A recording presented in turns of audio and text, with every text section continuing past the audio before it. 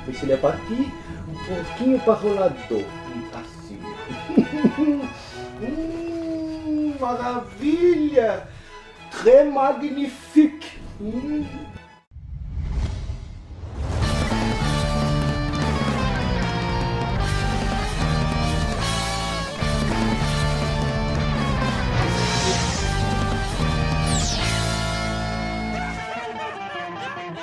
Olá! Salut! Bem-vindo a mais um capítulo do Fatos Histéricos. Tomar no...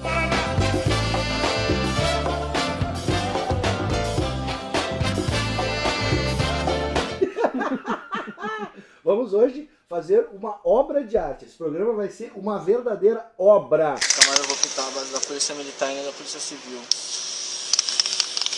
Temos aqui o professor Gurão para falar sobre arte. Arte moderna, né? Não sei se não sabe se a pessoa gosta ou se ela detesta. Que nem nosso programa. Eu acho que as duas coisas. Um fresco do século XIX sucumbiu à boa vontade de uma paroquiana de Borja, nos arredores de Saragossa, em Espanha. A octogenária decidiu restaurar a imagem de Cristo pintada por Elias García Martínez. Cara, hoje uma história legal, aproveitando que também agora tá saindo o filme Caçadores de Obras-Primas, George Clooney, né? Uma história legal sobre a Segunda Guerra. Vamos falar um pouquinho sobre o que aconteceu na época do Adolfinho e sua trupe.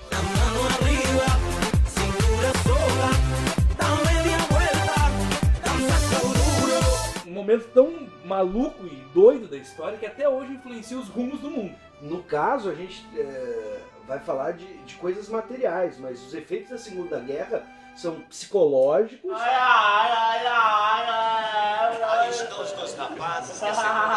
Não só dinheiro que foi roubado, tem ouro aí que não voltou para a família que foi metida ali na época. Muito ali. dente virou colar aí, né? Dente virou colar. O dente de ouro da cigana, olha, as crianças... E é ouro mesmo. Isso. Mas a nossa história começa hoje na Alemanha, não podia deixar de ser, na cidade de Munique. Uma notícia que saiu mais ou menos ali por novembro de 2013. Foi anunciada, né, que foi descoberto um lote de obras de grandes mestres da pintura, como Picasso, eu sei que tu ama, né? Bicha, se assuma, querida. Tira a purpurina do potinho, viado. Foi encontrada 1.500 obras num apartamento de um senhor chamado... Peraí, quantas? 1.500 obras. Onde é que ele morava? É tipo aqueles acumuladores. Elas valiam por baixo 1 bilhão e 300 milhões de dólares. Esse senhor, que se chama Cornelius Gullit, é filho e herdeiro de um galerista de Berlim, encarregado pelos nazistas de comercializar peças da chamada arte degenerada. E assim, como é que... esses que são os legais da história, né? Que as coisas são descobertas meio que por acaso, né? É um cara que parou de pagar imposto, né? Começou a sonegar e a polícia foi lá e deu uma batida na casa. Quando chegaram lá, encontraram, tipo acumulador mesmo, um monte de comida velha jogada, lata. Ela tava comendo comida podre. Ela tava usando o quadro de bandeja. Ela pegava um quadro assim e tomava café. É bom que tu falou isso, que tem a ver também com a história. Quando a gente for voltar, guarda essa cena aí Tá também, bom, que a gente vai vou voltar guardar. a falar disso, de quadro como bandeira. Então, sobre isso, sobre a recuperação de obras de arte, esse é um movimento que começa já desde lá da Segunda Guerra, quando foi criado um esquadrão chamado The Monuments Men, que foi criado ali um pouquinho em 1943, antes da invasão do dia D, para recuperar essas obras de arte que até hoje estão sendo ainda achadas. A historiadora Nancy Yeads está tentando compilar o primeiro inventário completo da coleção de arte de Hermann Göring. Um de seus objetivos é localizar quadros saqueados por Göring que se perderam após a guerra, incluindo uma pequena pintura de François Boucher roubada de André Seligman em Paris. E o filme do Clooney? Que é o filme do Clooney, né? Que a gente vai ver agora um pedacinho aí, um trailer pra ver. Eu fico imaginando parecer o Rapa chegando. Olha os Monument Men, os caras tudo escondido. Fecha tudo. Want to get into the war? Monuments Man. I'm to put a team together and do our best to protect buildings, bridges, and art before the Nazis destroy everything. How many men? 6. Jesus. Well, with you at 7. That's much better. Tá ficando bom, hein? Um pouquinho mais de barba ali, ó. É, tá. Deixa eu dar uma caprichada aqui no pelo do sovaco também. Vai ficar legal. Bom, aí chegamos na Segunda Guerra, né? Pois é, a Segunda Guerra, então, a maior carnificina já feita pela humanidade. A guerra matou cerca de 50 milhões de pessoas, a maioria civis inocentes. A data dela, de 1939 a 1945, né, foram 6 anos de terror, tocado terror, né, principalmente pelos nazistas, que foi quem começou a guerra, né? Quem começou a guerra, assim, depois da Primeira Guerra, ninguém queria mais um conflito igual aquele. Só tinha uma pessoa no mundo que queria um conflito. Deixa eu tentar imaginar quem é essa pessoa. Ele não tinha um bigodinho? Adolf Hitler, então, né, nos seus delírios de grandeza, decidiu recriar o Terceiro Reich, né, da Alemanha, e começou a invadir os países ao redor, né? Primeiro começou ali com a Áustria, depois ali foi para a Tchecoslováquia. Quando chegou na Polônia ali, os outros aliados, né, começaram, não, chegou, né? Parou!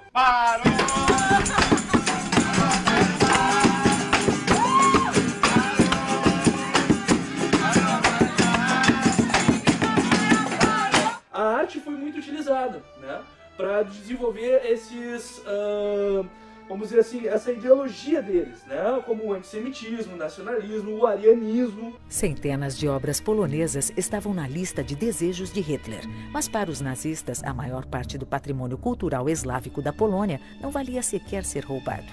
Os nazistas consideravam os eslavos sub-humanos, assim como os judeus. A cultura polonesa foi declarada degenerada e marcada para a destruição. Na capital, Varsóvia, até a arquitetura histórica foi visada. Então, a partir disso, ele vai começar a fazer uma coleção própria dele. Ele vai começar a pegar obras dos países onde ele vai invadir, principalmente dos judeus, né? O senhor está sendo muito, mas olha, o senhor está sendo muito elegante. Eu não roubar gravatas. Eu estava à base de remédios, estava doidão. Costumo ser bem cético quanto às pinturas modernas. Picasso, por exemplo, me enoja. Bicha desgraçada! E os arianos, eles gostam do corpo bem retratado, musculoso e tal. Esses caras modernos não tinham essa linha, né? Eles rompiam justamente com isso. Então eles não gostavam muito dessa arte. Tanto é que essa arte degenerada, eles pegavam para vender, assim, a preço de banana para pegar o dinheiro pro Reich, ou então eles simplesmente queimavam essas obras. 2, 1, 0. Diminua ou aumenta? Aumenta, tá pequeno, né? Tá pequeno esse Picasso. Tá bom. Tá? Isso aqui é dadaísta, hein? Surrealista. Tá? Então, assim, em 1938 ele quis criar um museu na cidade de Linz, na Áustria, que era onde ele nasceu, né? Ele quis criar um super museu Adolf Hitler, né? E botar todas essas obras para mostrar a superioridade alemã. Uma delas que ele fazia questão que tivesse era um tal de Adoração do Cordeiro Místico, que é uma obra feita por Jan van Eyck, um holandês, né, que foi comprada pelos alemães na época da Prússia ainda, quando nem existia a Alemanha, e que os alemães diziam que era deles. É uma obra tão, mas tão famosa que ela é comparada à Mona Lisa. E a Mona Lisa, ele tentou? Sim, em 1939, então, ele saqueia a Polônia. Em 1939 também, assim, os franceses já estão se dando conta, putz, né, vocês estão lutando contra o Hitler, então ele vai vir pra cá e vai também, né, pegar as nossas obras de arte. O que ele faz? Os franceses começam a esconder as obras. Vão botar em castelo, vão botar em tudo que é lugar que eles acham que não vai ser bombardeado. E a Mona Lisa vai ser também tirada do Louvre. Eles vão esvaziar o Museu do Louvre, totalmente esvaziado, e vão levar para o interior da França, né, na tentativa de salvar isso aí. Não sei por que tenho a impressão de ter posto a perder minha obra-prima. Os nazistas têm destacamentos especiais só para procurar essas obras e vão acabar achando uma Mona Lisa. Ah, mas não há. Só que os franceses foram espertos e fizeram uma cópia da Mona Lisa que não era original. A gente recomenda este DVD. Tá aqui, ó, posso mostrar aqui, ó. Este aqui, o Apocalipse, Redescobrindo a Segunda Guerra Mundial, que mostra um pouquinho, que é meio confusa a participação da França na Segunda Guerra. O que França o senhor está falando? A gente diz, né, que a França participou dos aliados, mas a maioria da parte da guerra, a França foi conquistada pela Alemanha, né? E trabalhou assim, a França foi dividida em duas. Pois é. Uma parte ficou uma parte alemã e outra parte foi um governo E as árvores? Somos nós. Somos nós. Chamado governo de Vichy, né, que ficou colaborando com os alemães. Ou seja, a França foi tomada pela Alemanha, né? Essa é a prova que o senhor parou de beber. Dá pra repetir? Mas não dá.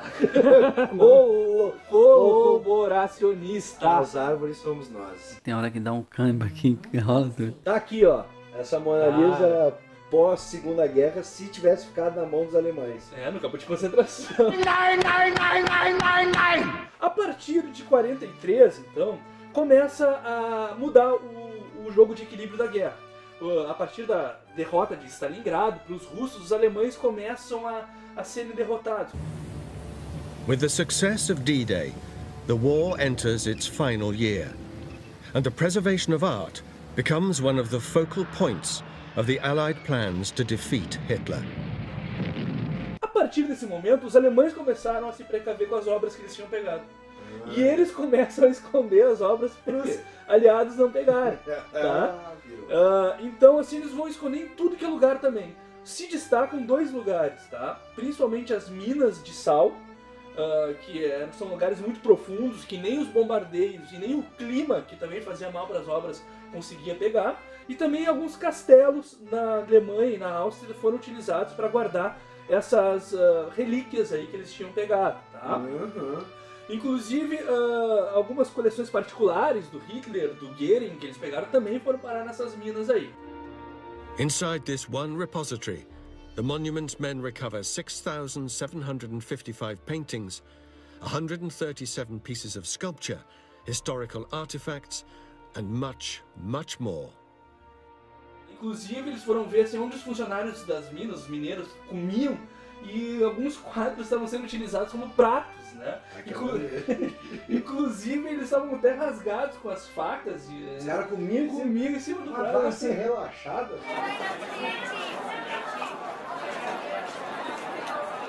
Aí é que entra o esquadrão dos Monuments Men. Quem era, então, esse pessoal, né? Um pessoal recrutado em 43 para ir para a Europa, para salvar tudo que desse dessas obras que eles iam, né? Que eles estavam destruindo devido à guerra. A própria guerra destruiu um monte de coisa. Então, assim, eles não eram soldados. Eles eram arquitetos, pintores, escultores, curadores. Sim. Todo esse tipo de gente que nunca tinha pego numa arma.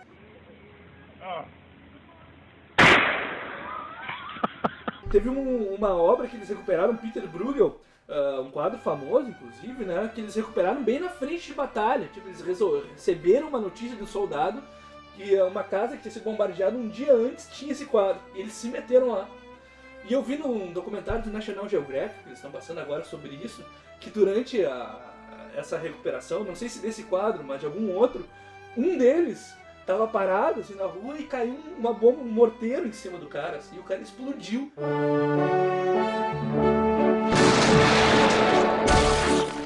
Ele sim virou uma obra de arte também, né, na parede. Né? Virou uma obra de arte moderna na parede. Tá? Era a síntese luminosa de um conceito biológico sublimado pela catarse da minha filantropia. Eles também estavam, né, sob a pressão da guerra e tomando tiro para recuperar essas obras aí. A grande verdade nessa história toda, até a gente trouxe também um livro aqui que é bacana. Mostra aí, vamos mostrar aqui, ó, de 1945. Mais ali. O nome aqui, 1945. O processo começa nessa década e se estende, como a gente começou falando no programa de hoje, até os tempos atuais, até a atualidade. Ainda assim existem famílias que estão em busca das suas obras de arte, das suas joias. Uma convenção assinada em Haia em 1907, há mais de um século, proíbe que obras de arte sejam confiscadas para pagar dívidas de guerra. A guerra é uma coisa entre governos, entre estados. As obras de arte são propriedade do povo, de sua cultura, de sua nação. O senhor está curioso para ver o quadro? Quero ver o quadro. O senhor vai me pagar, hein? O senhor vai me pagar. O senhor. Muito obrigado pela audiência. Até o próximo capítulo do Fatos Histéricos. E aqui está o seu retrato. Pronto. Aqui, ó. Isso é eu, Ariano. Só É pode. a versão Xuxa. Meu Mona Liso.